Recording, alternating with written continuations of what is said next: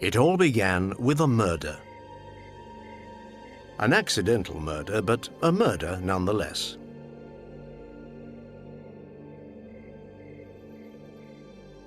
The sun dipped below the skyline. Hipponos drew back his bow. There could be no doubt. It had to be the stag that he and his brother Belleros had been hunting for 2 days now. Hipponos held his breath. The arrow flew. Immediately, a cry rang out. Not the cry of an animal, though. This was the howl of a human. A few strides away from Hipponos, a silhouette collapsed face down in the earth. Not a stag, but a man. Hipponos leaned over the body and immediately knew it to be that of his brother Belleros. A horrified expression spread across his face. All was lost, because he who kills his brother will not only be condemned by his fellow men, but also cursed by the gods. So he would no longer call himself Hipponos. From now on, he would be Bellerophon, meaning the killer of Belleros. Having buried his brother, Bellerophon lay across the tomb and stared at the ground. How would he ever obtain the gods' forgiveness? All the more so as, up on Olympus, some would say that this crime was bound to happen sooner or later. Who was Bellerophon? He was, in fact, the grandson of a mortal, one of the biggest criminals of all time, Sisyphus. Sisyphus the cunning, Sisyphus the liar. To punish him for his tricks and lies, Zeus compelled him to push a huge rock up to the summit of a hill, from which it would forever fall back down again. Bellerophon dreamed of adventure. He dreamed of matching the greatest heroes. Now it was all over. He would be banished.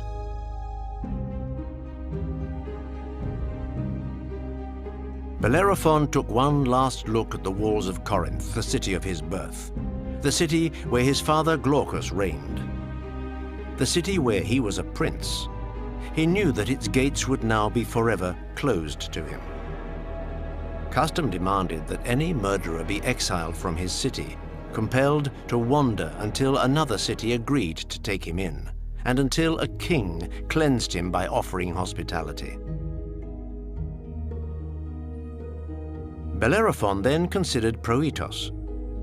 Proetos was king of Tiryns in the Gulf of Argos. Maybe Proetos would be generous enough to take him in. He was said to be a kind-hearted and a good king. Bellerophon set off.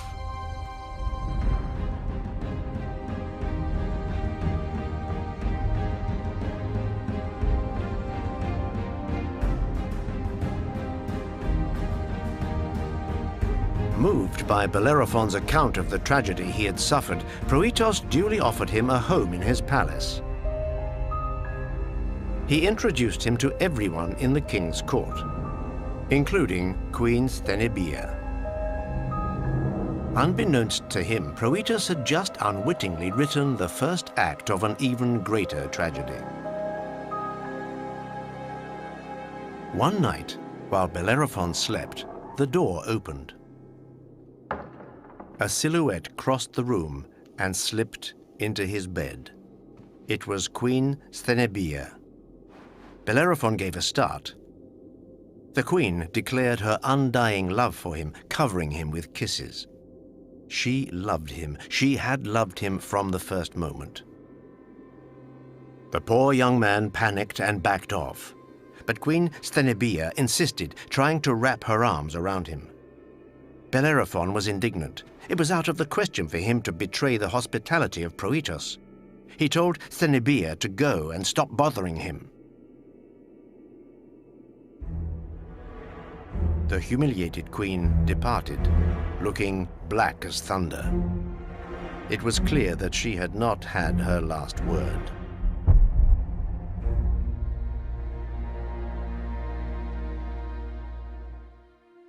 The following day, Queen Sthenebia publicly accused Bellerophon of trying to ravish her.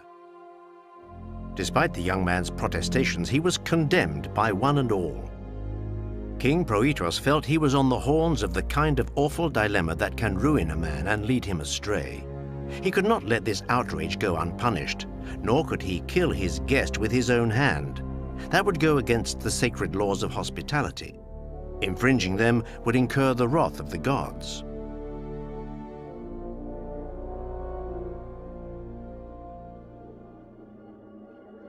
Then he had an idea.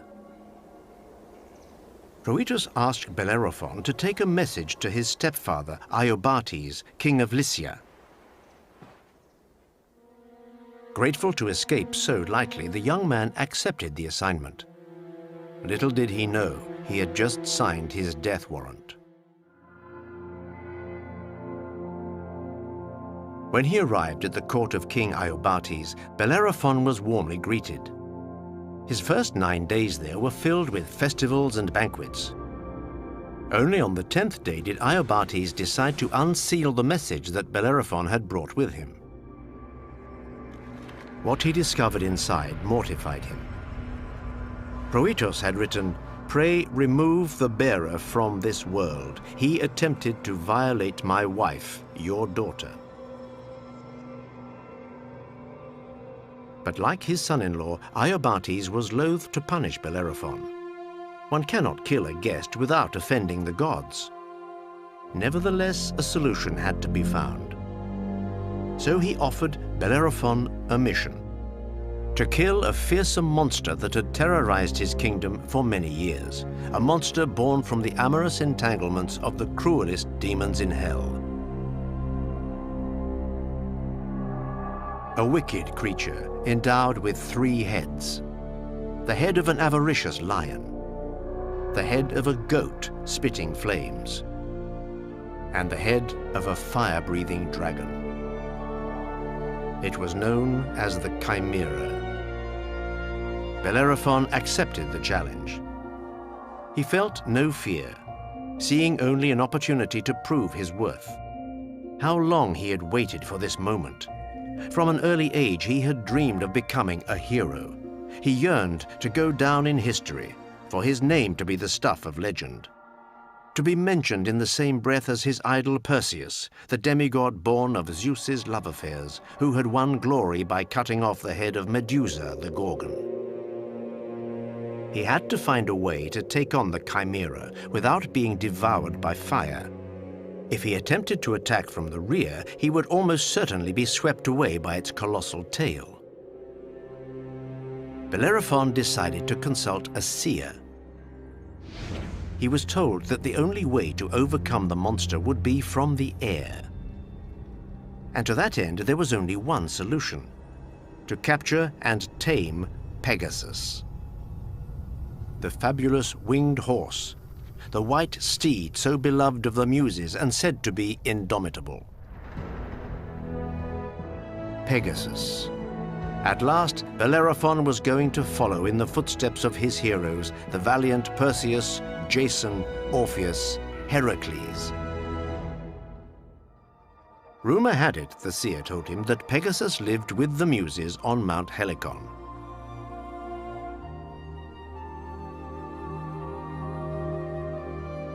Bellerophon scoured every last corner of the region, but could find no trace of the horse. He roamed the roads and forests. Still nothing. Finally, one morning, his travels took him to the temple of Athena. Exhausted, he collapsed at the foot of a column and fell asleep. It is often when mortals have fallen into a deep sleep that the gods come to speak with them. Here, Athena, goddess of wisdom, came to the young man. And this is what she told him. "At your feet you will find a gift.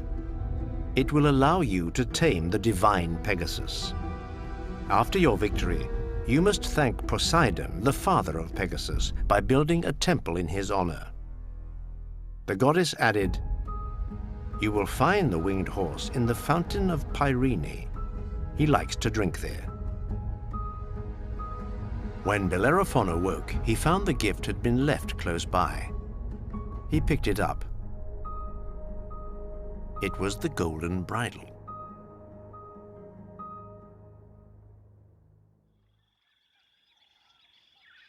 Bellerophon made his way back along the road to the place indicated by the goddess, the fountain of Pyrene.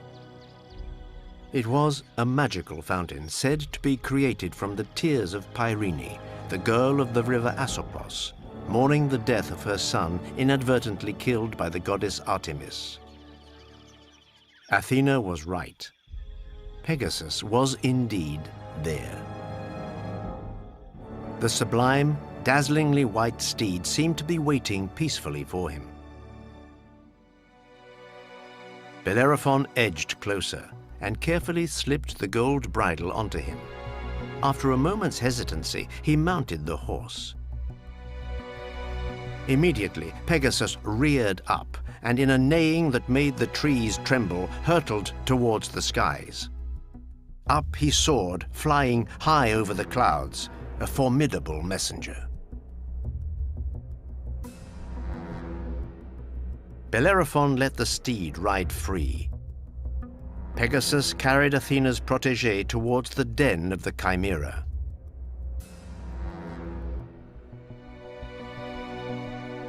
After flying over hill and vale, Pegasus soared around in a broad circle. The frightening silhouette of the Chimera had just appeared. Pegasus swooped down on the monster. Bellerophon drew back his bow and shot his arrows, while the horse pounded the skull of the Chimera with his hooves. Alas, to no avail. The animal seemed indestructible. The arrows shattered like glass on its skin. Then, inspired again by Athena, Bellerophon affixed a piece of lead to the tip of his spear. As Pegasus swooped down once more towards the Chimera, Bellerophon planted his spear into the mouth of the vile creature. The Chimera began to spit out fire, but the fire only melted the lead, which ran down into its throat, consuming and suffocating the monster.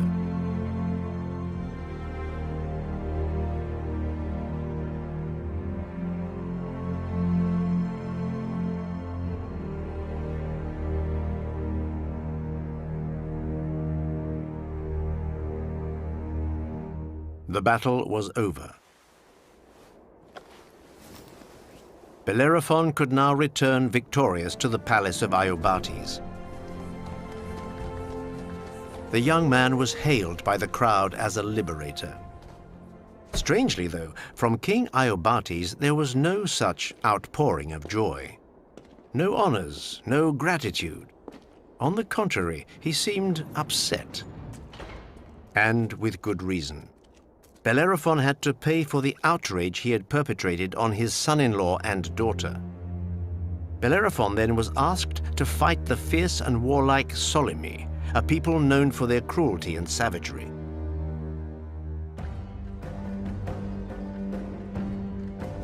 The young man set off once again. Nothing could frighten him now, after achieving the unthinkable and killing the Chimera.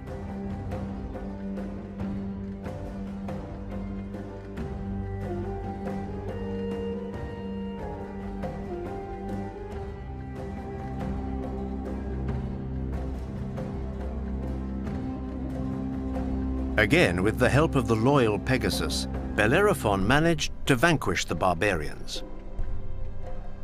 He withdrew, leaving behind him a battlefield in ruins, littered with hundreds of bodies. Iobates was distraught. He began to wonder about the true origins of this young man. He was the son of Glaucus, but some were given to understand that his real father might be Poseidon, master of the seas and oceans. If so, Bellerophon would be of a divine nature. No matter, he must die. No sooner had Bellerophon returned to the palace than Iobates dispatched him to fight the Amazons. The Amazons were fearsome, warlike women who terrorized the population. Rumors about them were rife.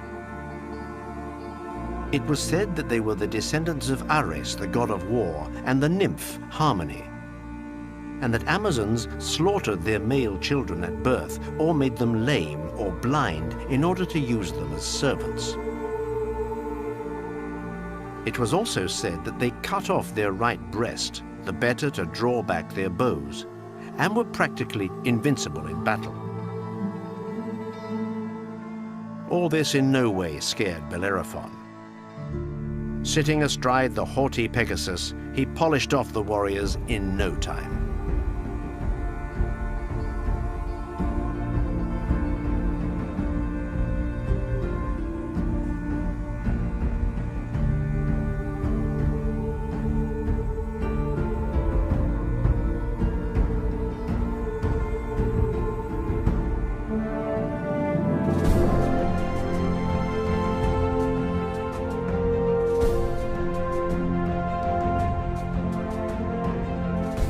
He returned to a rapturous reception. The people of Lycia were in a frenzy, singing his praises. All except Iobates, who continued to look somber. Not only did the king refuse to commend his deeds, he sent his best soldiers with orders to arrest him and eliminate him. This was too much. Bellerophon killed the king's soldiers and ran to Iobates, determined to obtain an explanation.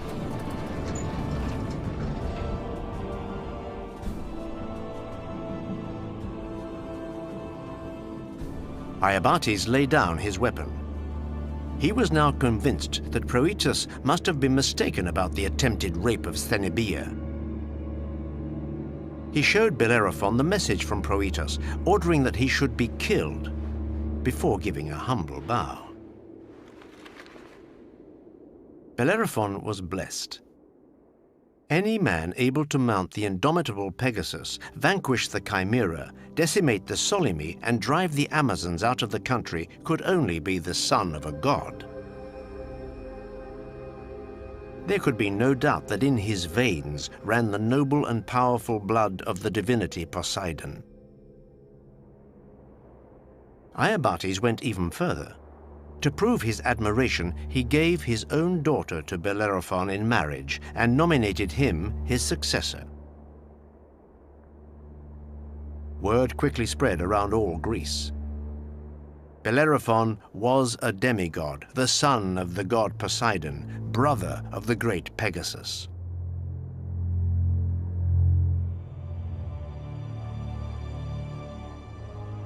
Bellerophon greeted the acclaim with great satisfaction and no little pride.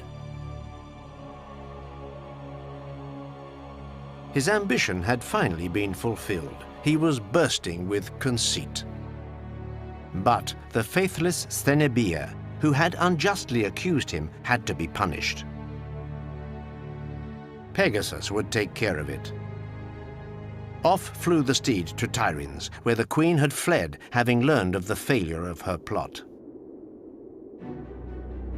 After nightfall, she left the palace. Just then, Pegasus arrived. He offered to take Sthenebia on his back. Sthenebia accepted his offer. Pegasus carried her away towards the sea. But once above the waves, he reared up wildly. The panicking queen clung desperately to his mane. Pegasus kicked, neighed, and reared again. This time, Sthenebia toppled off, dispatched once and for all.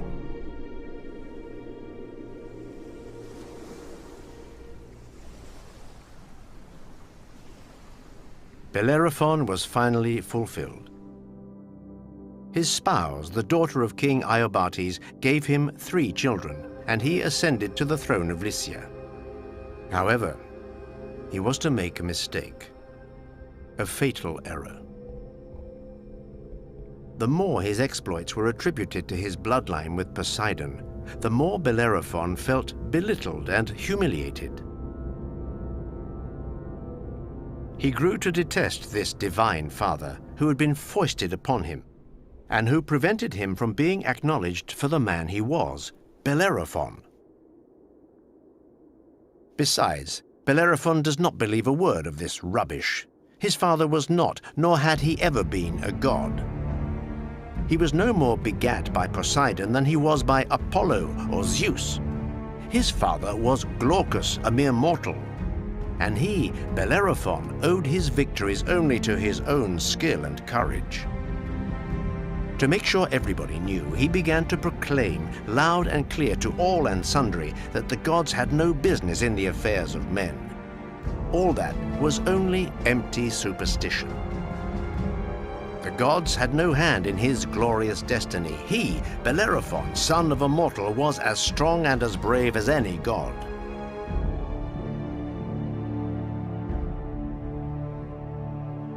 The priests tried to calm him down. They pleaded with him to withdraw his blasphemous words. This sent Bellerophon into a fit of rage. Picking up a mace, he began to smash down the columns in the temple of Poseidon, one after the other. "The gods are nothing," he repeated. "My victories were mine, and mine alone, you hear? Mine alone."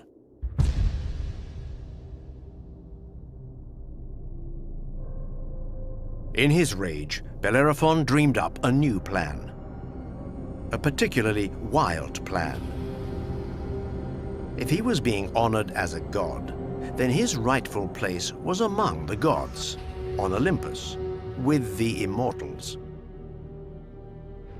He mounted Pegasus and soared up into the air towards Olympus. It would be his final trip. The gods love their heroes well, provided they accept the limitations imposed on human beings.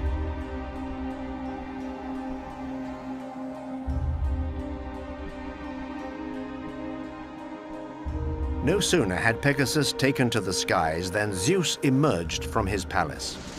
He closely observed the steed and its rider hurtling towards him. With a snap of the fingers, he produced a gadfly, which he dispatched to attack the magnificent and invincible steed. The faithful Pegasus, stung by Zeus's gadfly, bolted, pirouetted, and reared up. Bellerophon was thrown from his back. The fall was breathtaking, and the landing devastating.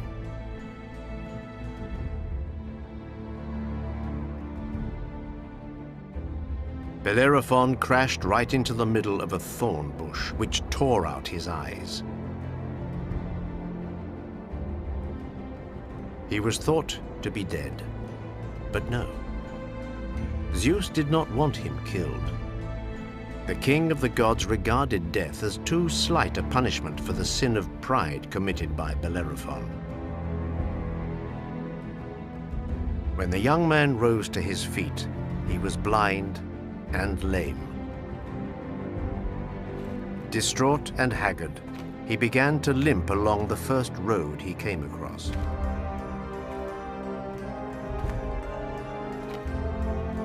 No one knows where Bellerophon went, nor how he finished his days. He was forgotten about. And until today, no one had ever heard about a man who was desperate to etch himself in legend, to become a hero. A man who dared claim himself to be the equal of the gods.